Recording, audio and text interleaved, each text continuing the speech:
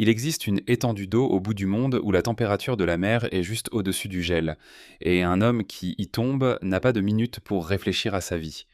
Il a des minutes pour sentir son propre cœur ralentir, puis bégayer, puis s'arrêter.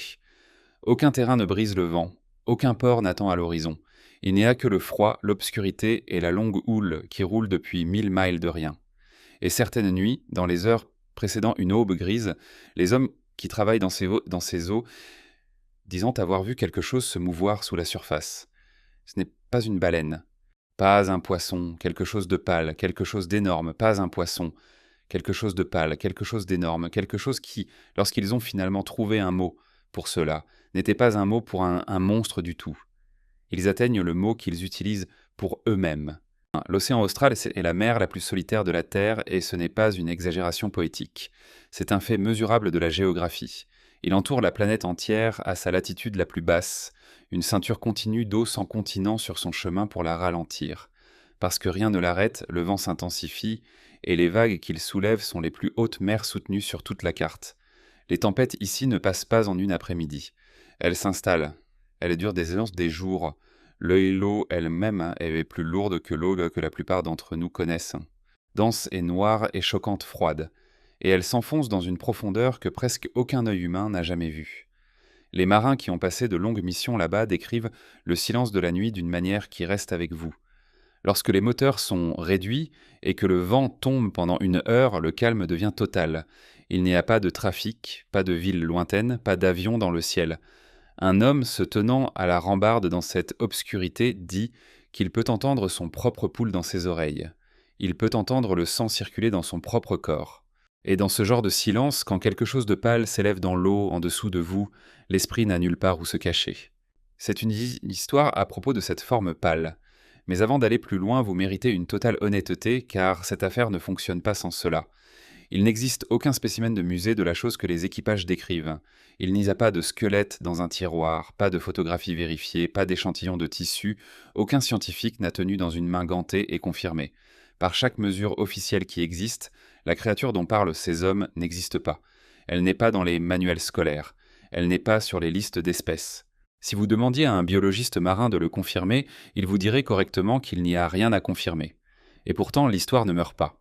Elle refait surface tous les quelques années, de nouveaux équipages sur de nouveaux navires, et ce qui devrait vous faire dresser les cheveux sur les bras est ceci.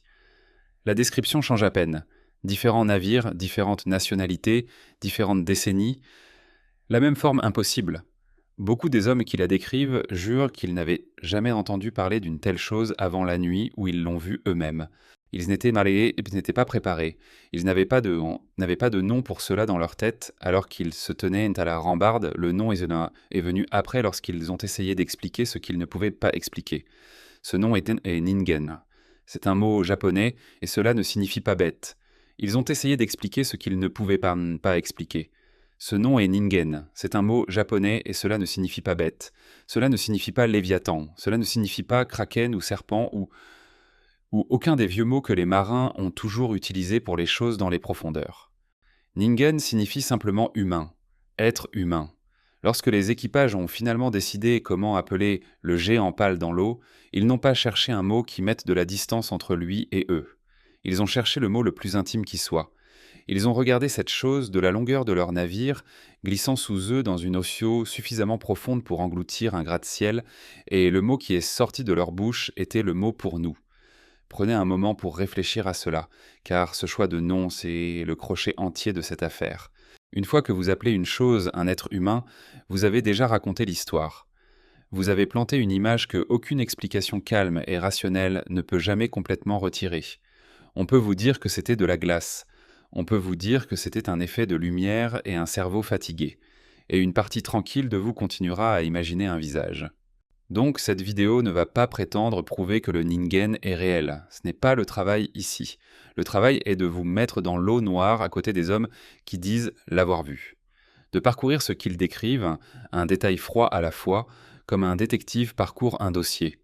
De séparer ce que la géographie permet réellement de ce qu'elle ne permet presque certainement pas.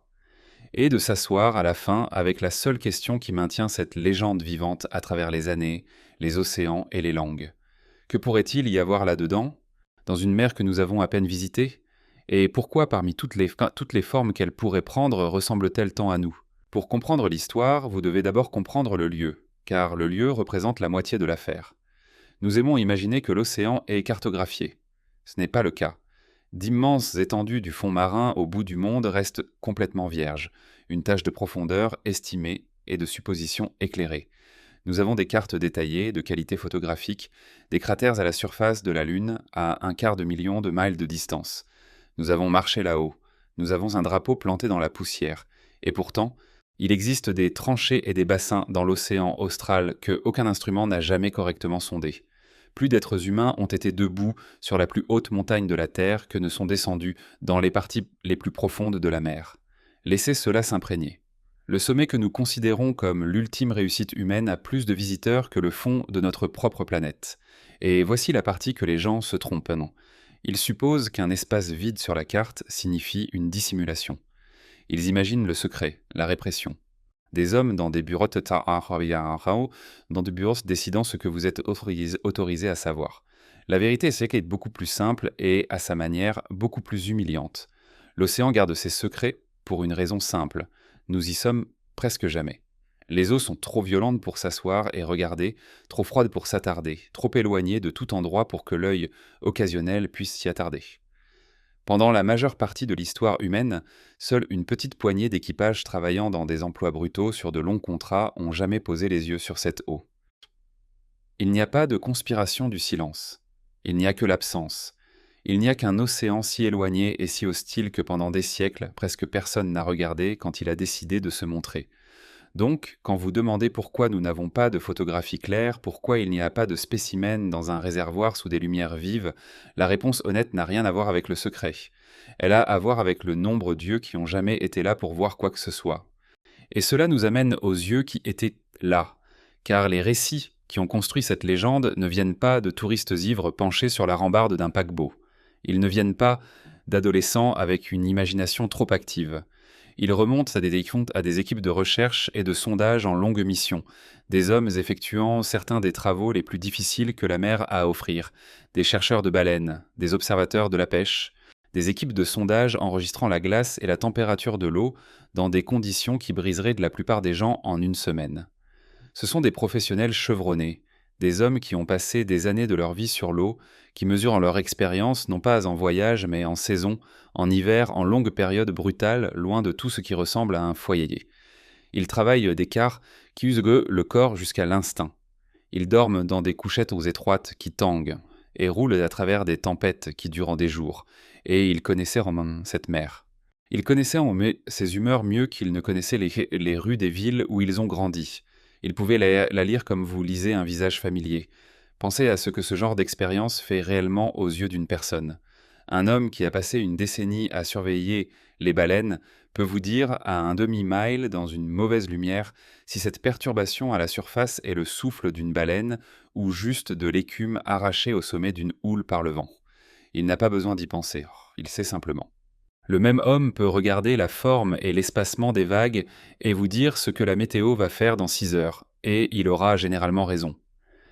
Ce sont des personnes dont toute la valeur professionnelle repose sur le fait de ne pas voir les choses de travers, de ne pas confondre une chose avec une autre, de rapporter exactement ce qui est là. Donc quand des hommes comme ça, séparément, sur différents navires, à des années différentes, décrivent ensemble la même forme impossible dans l'eau, vous ne pouvez pas l'écarter aussi facilement. Vous vous redressez, vous écoutez. Et voici la chose étrange à propos de chacun de ces récits. Ils commencent tous de la même manière, toujours. Cela commence dans la demi-obscurité de la nuit polaire. Pas de vrai noir, mais ce gris étrange sans source qui plane sur l'océan austral pendant ces heures où tout semble dépourvu de couleur, l'eau dans le ciel et le pont de la même teinte d'os vieux et usé. Le genre de lumière où vos yeux s'efforcent de trouver quelque chose à fixer et ne trouvent rien. Un membre d'équipage est à la rambarde ou en veille, faisant ce qu'il a fait 1000 fois auparavant. Et il remarque quelque chose, une tache pâle basse dans l'eau devant le navire, plus claire que la mer autour, se tenant juste sous la surface ou la brisant légèrement. Et sa première pensée, chaque fois, est la pensée la plus naturelle au monde là-bas. De la glace. Bien sûr, c'est de la glace. C'est la chose la plus commune dans cette eau. Pâle, basse, à moitié submergée, dérivant. Il en a vu 10 000 morceaux. Il ne l'enregistre à peine. Il détourne le regard pour faire son travail, vérifier un instrument, écrire un numéro dans un journal, essuyer l'écume froide de son visage. Et puis il regarde à nouveau. Et voici le détail qui fait froid dans le dos dans chaque version de cette histoire. La glace a changé de position. Pas dérivée, pas flottée sur une houle. Déplacée. Elle a traversé son champ de vision d'une manière que la glace dérivante ne fait tout simplement pas. Pire encore, elle se déplace contre le courant. Lentement, régulièrement, délibérément. Elle trace une ligne. Prenez un moment pour réfléchir à cela, car c'est le pivot sur lequel tout cela tourne. La glace n'a pas de volonté propre. La glace va où l'eau et que le vent la portent. Elle se rend à la mer. Elle ne choisit pas une direction et ne la garde pas. Elle ne pousse pas contre le flot de l'eau qui l'entoure. Mais cette forme pâle, quoi qu'elle soit, a maintenu son cap. Elle se déplaçait comme quelque chose qui avait décidé où elle allait, et c'est la chose dont un homme ne peut pas se convaincre. C'est important, alors restez avec cela. Un homme peut rationaliser une forme dans l'obscurité. Bien sûr qu'il peut. L'esprit humain le fait constamment. Il peut se dire que c'était un morceau de glace bizarre, un reflet étrange, un cerveau fatigué créant des motifs à partir de rien. Il peut se raisonner pour retrouver son calme, mais il ne peut pas rationaliser une intention. Il ne peut pas expliquer l'impression que la chose dans l'eau avait fait un choix. Cela, disent les témoins, plus que la taille, plus que la couleur, plus que quoi que ce soit d'autre, est ce qui les a déconcertés. Pas à quoi cela ressemblait, mais ce que cela semblait vouloir. Et puis vient la partie qui donne à ces récits leur étrange poids tenace, parce que l'homme à la rambarde ne garde pas cela pour lui. Il ne le note pas discrètement et ne détourne pas le regard, espérant que cela s'en va. Il appelle. Il attrape le membre d'équipage le plus proche, pointe, dit « Regarde, regarde ça, qu'est-ce que c'est ?» Un deuxième homme vient à la rambarde, parfois un troisième, et ils se tiennent là ensemble, épaule contre épaule, dans le froid brutal, leur souffle se condensant devant eux, regardant la même forme pâle glisser lentement le long de la coque. C'est l'élément qui fait de cela plus qu'une mauvaise nuit pour un homme. Un seul témoin peut être fatigué, peut se tromper, peut être influencé par une histoire qu'il a entendue une fois et oubliée. Mais plusieurs hommes, éveillés, sobres, professionnels, tous regardant la même tache d'eau au même moment et voyant tous la même chose impossible, c'est plus difficile à écarter. Ils la décrivent de la même manière, les uns aux autres sur le moment. Ils en discutent après. Et la forme qu'ils décrivent est celle qui, même maintenant, fait dresser les cheveux sur la nuque, parce que c'était faux. Pas faux comme un poisson étrange est faux. Faux d'une manière qui pointait vers quelque chose que aucun d'eux ne voulait dire à voix haute. Ce sont des hommes qui connaissaient les baleines. Cela doit être compris avant que quoi que ce soit d'autre ait du sens. Une baleine n'est pas un mystère pour une équipe de sondage au fond du monde. C'est un collègue. Ils avaient regardé des baleines à bosse rouler et sauter 1000 fois. Ils connaissaient la bosse grise lente d'un petit rorqual brisant la surface pour respirer. Ils connaissaient le large dos noir d'une baleine franche. La façon dont elle reposait lourdement dans la houle comme un bateau chaviré. Chacun de ces animaux a une logique, une forme que vous pouvez nommer, un mouvement que vous pouvez prédire. Une baleine monte, elle souffle, elle plonge, et le corps suit la tête dans un arc familier et fluide. Il n'y a rien à propos d'une baleine qui déroute un homme qui a passé 10 ans dans l'océan austral. Ce livre de puzzle, il était plus long qu'il n'aurait dû l'être. Il était pâle là où chaque animal qu'il connaissait était sombre. Et il ne se déplaçait pas, comme un animal qui respire de l'air et plonge pour cela. Il se déplaçait comme quelque chose construit pour l'eau elle-même. Il tournait, disent des témoins, comme un nageur tourne, pas le roulis d'une baleine, pas le mouvement d'un poisson, un tournant qui avait un torse, un tournant qui pivotait autour d'un centre, la façon dont un corps humain pivote dans une piscine lorsqu'il atteint le mur et pousse, et puis il y avait l'arrangement. C'est ici que les récits cessent d'être simplement étranges et commencent à être quelque chose qui rampe sous la peau et y reste.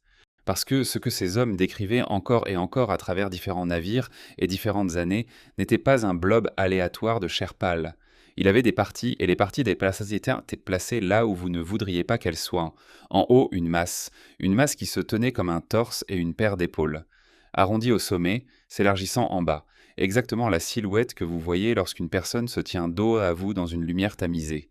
En dessous de cette masse, de longs appendices pâles traînant vers le bas et hors de l'eau sombre.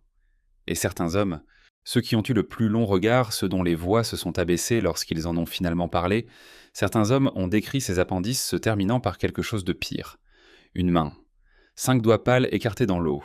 Et dans les versions les plus glaçantes, cette main n'était pas immobile. Elle s'ouvrait. Elle se fermait. Lentement.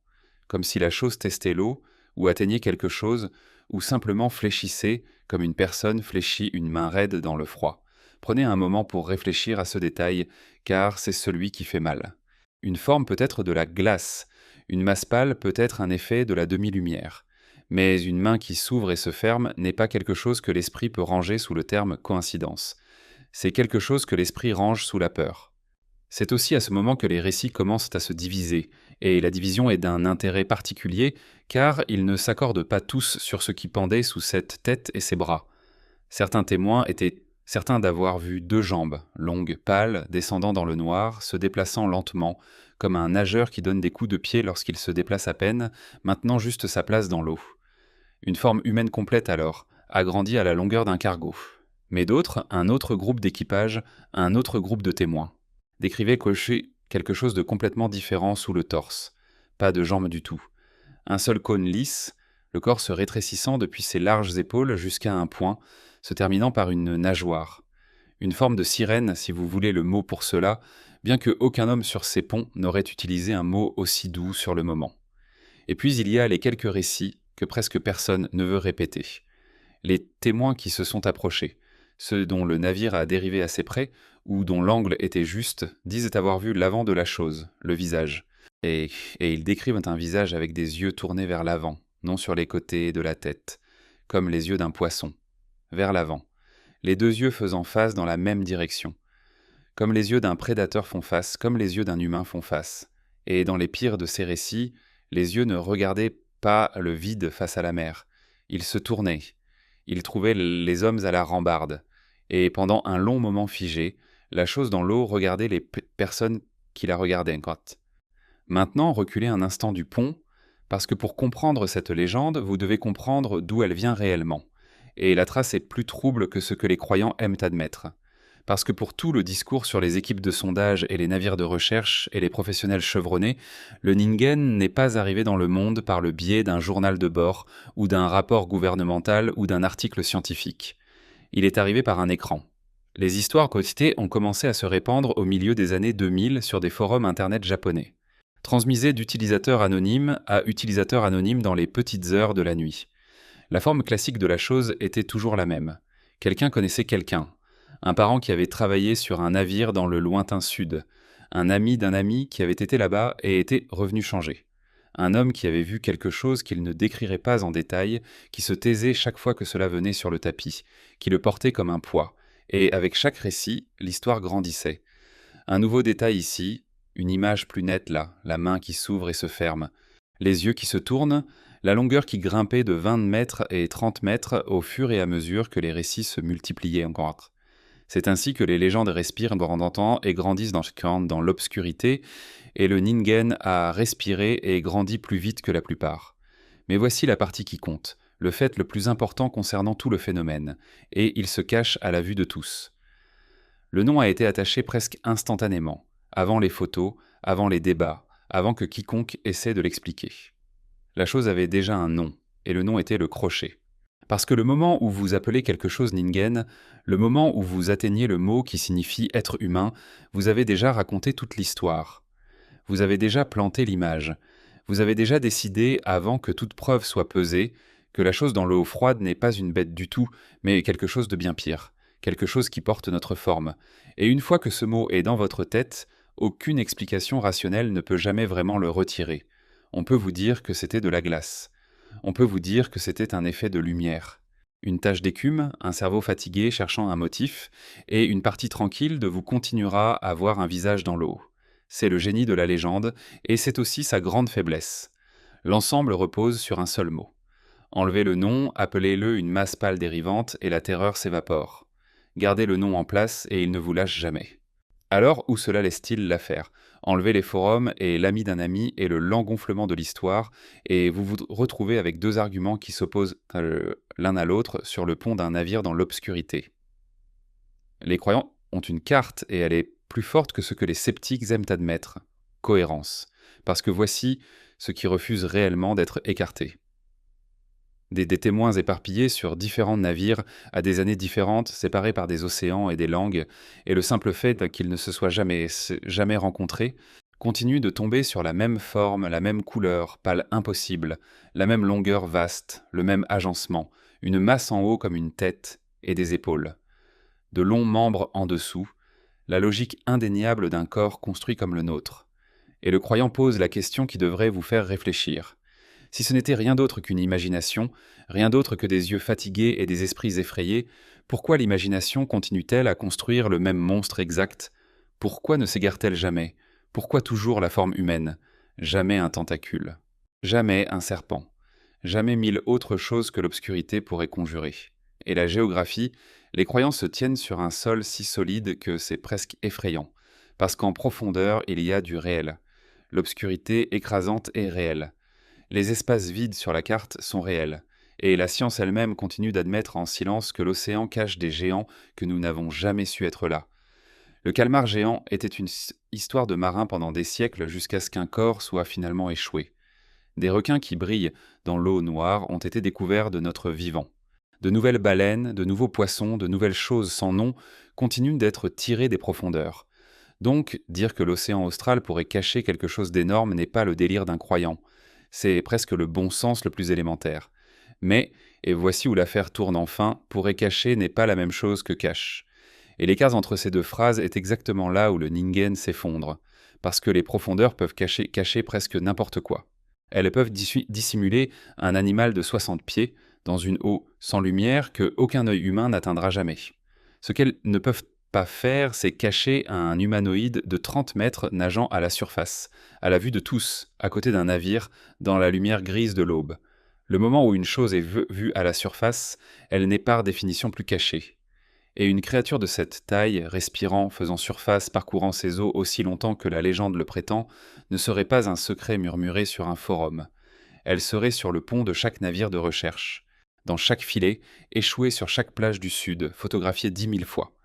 La seule chose qui fait que les profondeurs sont un bon endroit pour se cacher est la même chose que les observations du Ningen Violentent. Vous ne pouvez pas être à la fois invisible dans l'abîme et visible de manière désinvolte à la rambarde. Donc la réponse la plus probable est la silencieuse.